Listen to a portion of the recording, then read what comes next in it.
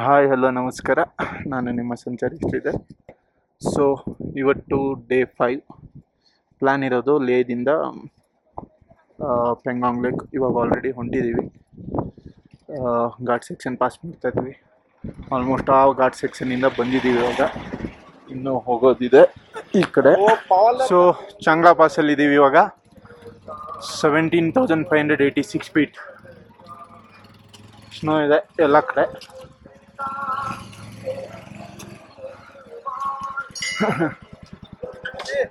ನಮ್ಮ ತಪನ್ ಬಾಯ್ ನೋಡಿ ಇಲ್ಲಿ ಹಂಗೆ.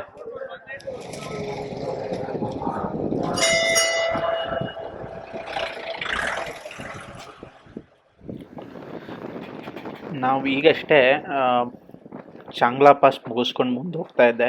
ಸೊ ನಂಗೆ ಅನ್ನಿಸ್ತು ನಾನು ಯಾವ ರೂಟಲ್ಲಿ ಹೋಗ್ತಾ ಇದ್ದೀನಿ ಏನೋ ಅದನ್ನು ಸ್ವಲ್ಪ ಹೇಳೋಣ ಅಂತ. ಯಾಕಂದರೆ ನಾರ್ಮಲ್ಲಾಗಿ ಟ್ರಿಪ್ ಮಾಡೋರು ಏನು ಮಾಡ್ತಾರೆ, ಡಿಸ್ಟ್ರಿಕ್ಟ್ ವ್ಯಾಲಿಯಿಂದ ಡೈರೆಕ್ಟಾಗಿ ಪೆಂಗಾಂಗ್ ಲೇಕ್ ಹೋಗ್ತಾರೆ. ಬಟ್ ನಾವು ಆ್ಯಕ್ಚುಲಿ ಡಿಸ್ಟ್ರಿಕ್ಟ್ ವ್ಯಾಲಿಂದ ವಾಪಸ್ ಮತ್ತೆ ಲೇಗ್ ಹೋಗಿದ್ವಿ. ಲೇದಿಂದ ಪೆಂಗಾಂಗ್ ಲೇಕ್ ಹೋಗ್ತಾ ಇರೋದು. ಸೊ ಲೇದಿಂದ ಪೆಂಗಾಂಗ್ ಲೇಕ್ ಹೆಂಗೆ ಹೋಗ್ತಾ ಇದೀವಿ ಅಂದರೆ, ಫಸ್ಟು ಕುರು ಅಂತ ಒಂದು ವಿಲೇಜು, ಅದು ಆ್ಯಕ್ಚುಲಿ ಮನಾಲಿಗೆ ಹೋಗೋ ಹೈವೇ ರೋಡಲ್ಲಿದೆ.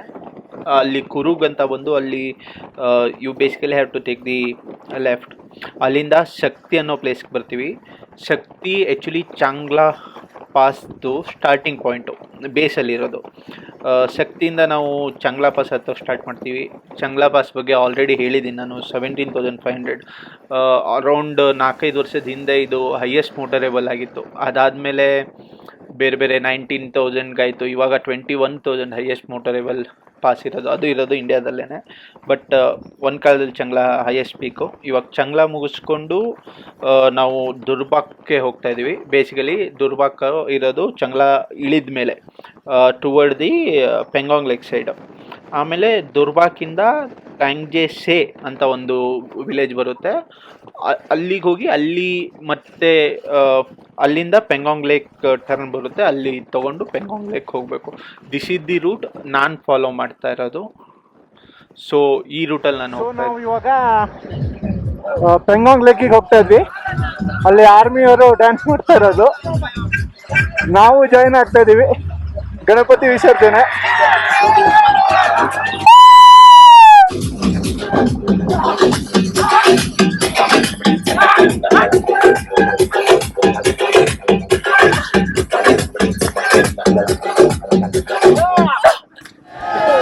उसकी नजरें उतारे डर भी उससे डरा रे, जिसकी रखवाली यारे करता साया तेरा।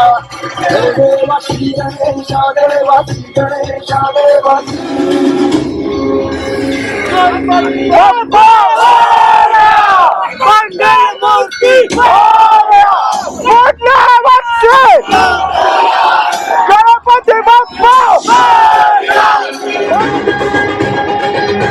ಗಣಪತಿಲಿದೆ, ಆರ್ಮಿ ಟ್ಯಾಂಕ್ ಇದೆ.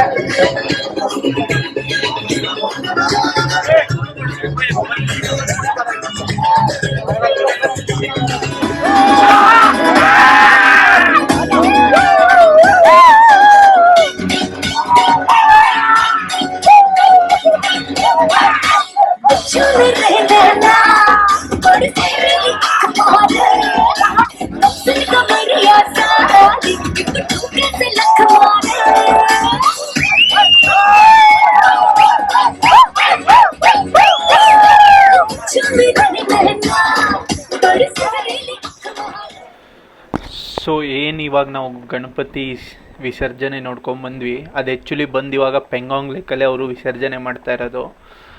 ಐ ಥಿಂಕ್ ಈ ಕಂಪ್ಲೀಟ್ ಟ್ರಿಪ್ಪಲ್ಲಿ this is one of the memorable. ನಾನು ಎಷ್ಟೇ ವರ್ಷ ಆದರೂ ಮರೆಯಲ್ಲ ಈ ಸೆಲೆಬ್ರೇಷನ್ನ. ಆಸಮ್. ಎಲ್ಲ ಏನು ಮಿಲಿಟ್ರಿಯವರು ಫುಲ್ಲು ಮಿಂಗಲ್ಲಾಗಿ ಎಂಜಾಯ್ ಮಾಡ್ತಾಯಿದ್ರು. ಮತ್ತು ನಮಗೆಲ್ಲ ಪ್ರಸಾದನೂ ಕೊಟ್ಟರು. ಪ್ರಸಾದ ತೊಗೊಂಡು ಇದೊಂಥರ ಬ್ಲೆಸ್ಸಿಂಗ್ ಗಣಪತಿಯಿಂದ ನಮಗೆ. ಇವತ್ತು ಗಣಪತಿ ವಿಸರ್ಜನೆ 11 ದಿನ ಆಯಿತು. ಗಣೇಶ ಚತುರ್ಥಿಯಾಗಿ ಇವತ್ತಿಗೆ ನಾವು 11ನೇ ದಿನಕ್ಕೆ ಪೆಂಗಾಂಗ್ ಲೇಕ್ ಹತ್ರ ಇದ್ದೀವಿ. ಆ್ಯಂಡ್ ಆಲ್ರೆಡಿ ನೀವು ಪೆಂಗಾಂಗ್ ಲೇಕ್ ನೋಡ್ತಾ ಇರ್ಬೋದು ಲೆಫ್ಟಲ್ಲಿ. ಆಲ್ಮೋಸ್ಟ್ ನಾವು ಹತ್ರ ಆಗಿದ್ದೀವಿ. ಇನ್ನೂ ಇದು ಒಂದು 10 ಕಿಲೋಮೀಟ್ರ್ ಹಿಂಗೆ ಹೋಗಬೇಕು ಮುಂದೆ ನಮ್ಮ ಇದು ಬರಬೇಕು ಅಂದರೆ ನಾವಿರೋ ಪ್ಲೇಸ್ ಬರಬೇಕು ಅಂದರೆ ಮತ್ತು ವ್ಯೂ ಪಾಯಿಂಟ್ ಬರಬೇಕು ಅಂದರೆ ಇಲ್ಲೆಲ್ಲೂ ನಿಲ್ಲೋಕ್ಕೆ ಜಾಗ ಇಲ್ಲ. ಸೊ ನಾವು ಹೋಗ್ತಾ ಇದ್ದೀವಿ. ಡೇ 5 ಡೆಸ್ಟಿನೇಷನ್ ಪೆಂಗಾಂಗ್ ಲೇಕ್ ಬಂದಿದ್ದೀವಿ. ಇನ್ನು ಅಲ್ಲಿ ಹೋಗಿ ಮತ್ತು ಫೋಟೋಶೂಟು ಹಾಗೆ ನೋಡೋದಿದೆ ಪೆಂಗಾಂಗ್ ಲೇಕ್ನ. ಬಟ್ ಸೀನರಿ ನಮ್ಮನ್ನು ನೋಡಿಬಿಡಿ ಇಲ್ಲಿ ಪೆಂಗಾಂಗ್ ಲೇಕ್ ಹತ್ರ. ಡೇ 5 ಮೇನ್ ಡೆಸ್ಟಿನೇಷನ್ ಇದೆ. ಬರುವಾಗ ಒಂದು ಆರ್ಮಿಯವರ ಗಣಪತಿ ಬಿಡ್ತಾಯಿದ್ರು, ಅಲ್ಲೂ ನಾವು ಮಿಂಗಲ್ ಆದ್ವಿ ಅವ್ರ ಜೊತೆ. ಇವಾಗ ಇಲ್ಲಿ ಬಂದಿದ್ದೀವಿ. ಪೆಂಗಾಂಗ್ ಲೇಕ್ ಆಲ್ಮೋಸ್ಟ್ 35% ಎಷ್ಟು ದೊಡ್ಡಕ್ಕಿದೆ ಅನ್ನೋದಕ್ಕೆ ನಿಮ್ಗೆ ಹೇಳ್ತಾ ಇದ್ದೀನಿ. ನಾವು ಆಲ್ಮೋಸ್ಟ್ ಒಂದು 10 ಕಿಲೋಮೀಟ್ರು ಅಲ್ಲ, ಒಂದು 10 ಕಿಲೋಮೀಟ್ರು ಬೈಕ್ ಓಡಿಸ್ಕೊಂಬಂದ್ವಿ. ಅಲ್ಲಿಂದ ಲೇಕ್ ಸ್ಟಾರ್ಟ್ ಆಗಿರೋದು ಇನ್ನೂ ಇದೆ. ಇದು ಫ್ರೆಶ್ ವಾಟರ್ ರಿಸರ್ವೇಷನ್. ಈ 35% ಅಷ್ಟೇ ನಮ್ಮ ಹತ್ರ ಇರೋದು, ಇನ್ನು 65% ಚೈನಾ ಹತ್ರ ಇದೆ ಈ ಪೆಂಗಾಂಗ್ ಲೇಕ್.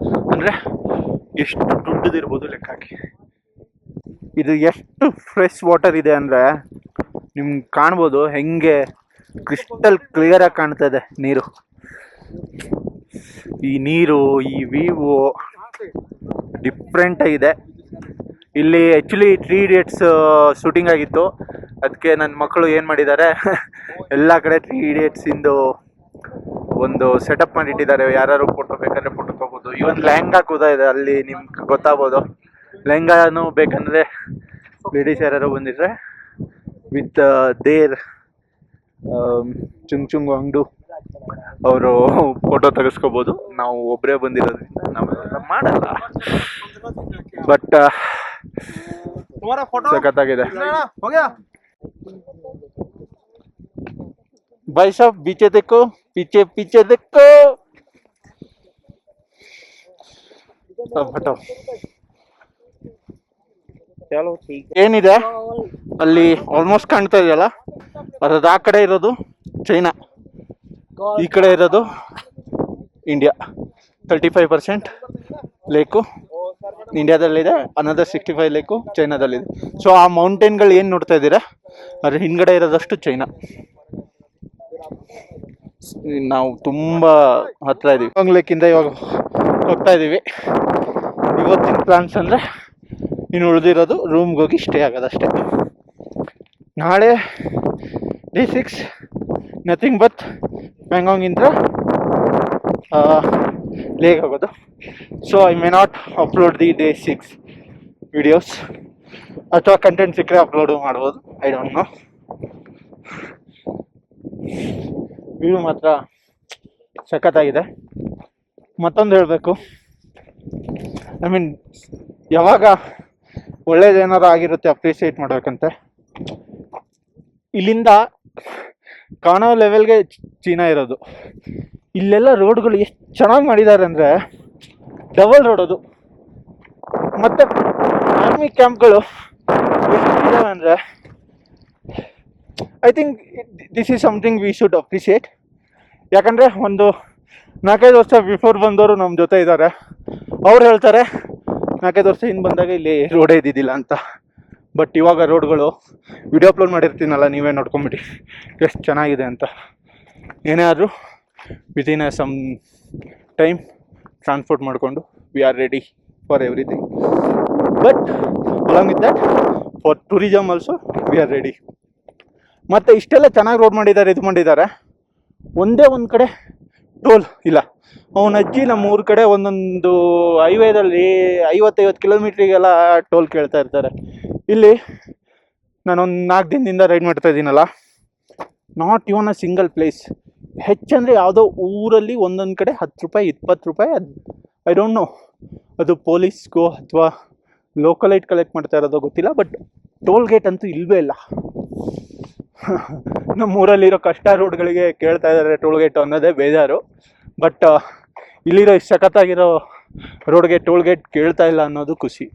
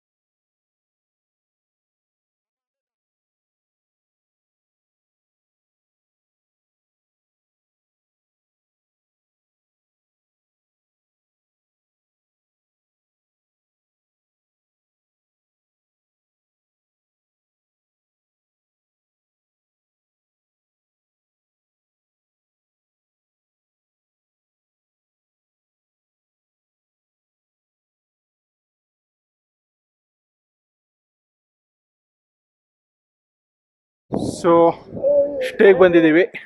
ಪೆಂಗ್ಲಾಂಗ್ ಲೇಕ್ ಇಲ್ಲಿದೆ, ನಮ್ಮ ಸ್ಟೇಗಳು ಇಲ್ಲಿದೆ.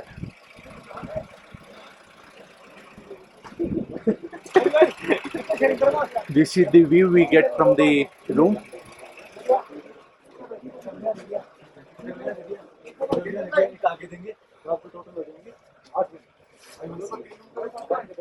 ನಮ್ಮ ರೂಮ್ ನೋಡಿ ಹೀಗಿದೆ. ಟೆಂಟು ಪ್ಲಸ್ ಚೆನ್ನಾಗಿದೆ ತಕ್ಕ ಮಟ್ಟಿಗೆ. ರೂಮಿಂದ ಹೊರಗೆ ಬಂದರೆ ದಿಸ್ ಇಸ್ ದಿ ವ್ಯೂ. ಇದು ರೂಮು, ಪೆಂಗಾಂಗ್ ಲೇಕು ಆ್ಯಂಡ್ ವ್ಯೂ.